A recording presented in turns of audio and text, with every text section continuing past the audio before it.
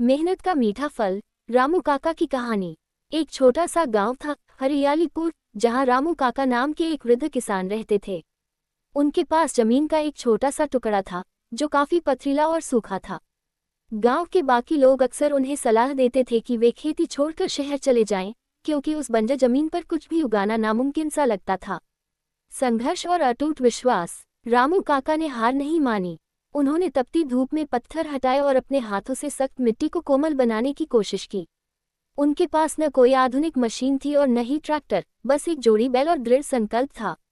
चुनौती। लगातार 2 साल तक बारिश बहुत कम हुई। प्रतिक्रिया। जहां अन्य किसान निराश होकर बैठ गए, वहीं रामू काका ने खेत के किनारे एक छोटा सा गड्ढा खोदना शुरू किया ताकि वर्षा के जल का संचयन, वाटर हार्वेस्टिंग, किया जा सके।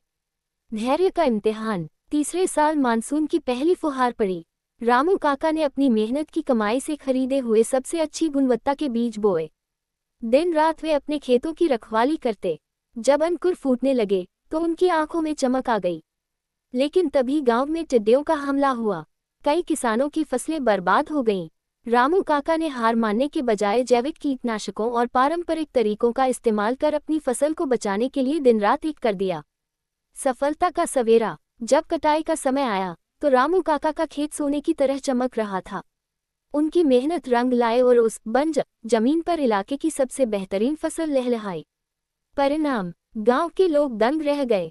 रामू काका ने न केवल अपनी फसल बेची, बल्कि गांव के अन्य युवाओं को भी जल संरक्षण और जैविक खेती के गुर सिखाए।